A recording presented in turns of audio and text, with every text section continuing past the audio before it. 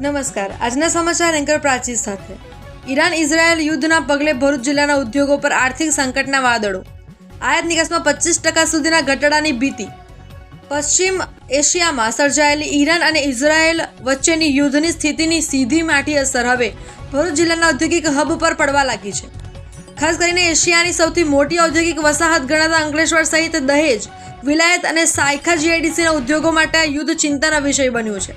યુદ્ધના કારણે દરિયાઈ માર્ગો પર સર્જાયેલા અવરોધોને પગલે ટ્રાન્સપોર્ટેશન ખર્ચમાં 15 થી 20% તોતિંગ વધારો ઝીંકાયો છે। આ વૈશ્વિક તંગદિલીને કારણે રો મટીરિયલ મોંઘું થતાં કંપનીઓના ઉત્પાદન ખર્ચમાં પણ મોટો ઉછાળો જોવા મળી રહ્યો છે।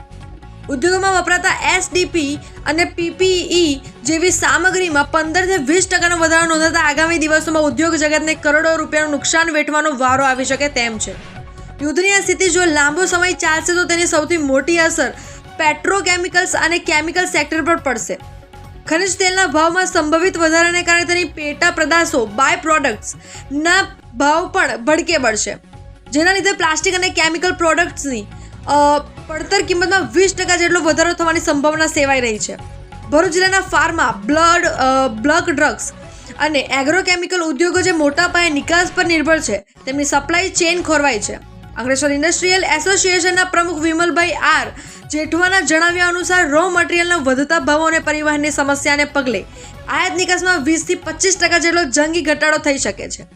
જો આ પરિસ્થિતિ વણશે તો આંતરરાષ્ટ્રીય બજારમાં સ્પર્ધાત્મકતા ટકાવી રાખવી ઉદ્યોગકારો માટે મુશ્કેલ બનશે અને તેની સીધી અસર જિલ્લાના અર્થતંત્ર પર જોવા મળશે। હાલ જે ઈરાન અને અમેરિકા વચ્ચે જે યુદ્ધનો તણાવ પેદા થયો છે અને યુદ્ધ ચાલુ થયું છે, એના હિસાબે હાલના તબક્કે પેટ્રોલિયમ પ્રોડક્ટના ભાવ ઓલમોસ્ટ 15 થી 20% વધી ગયા છે। એચડીપી, પીપીઈના જે ગ્રેન્યુઅલ્સ ઇમ્પોર્ટેડ આવતા હતા એના બી 15 થી 20%નો ભાવ વધારો ઝીકાયો છે, જેથી પેટ્રોકેમિકલની કેમિકલ પ્રોડક્ટ્સમાં તથા પ્લાસ્ટિકની જે એચડીપીની આઇટમો બને છે એમાં પ્રોડક્ટ કોસ્ટ ઓલમોસ્ટ 15 થી 20% વધી ગઈ છે। અને બીજું કે સાથે સાથે જે દરિયાઈમાં જે કન્ટેનર જતા હતા એનો ભાવ બી આ લોકોએ રાતોરાત 15 થી 20% વધારી દીધો છે, જેથી કરીને ટ્રાન્સપોર્ટેશન કોસ્ટ બી ખૂબ વધી ગઈ છે। એટલે આવનાર દિવસોમાં ઉદ્યોગોમાં ખૂબ જ સંકટનું એક વાતાવરણ સર્જાયું છે।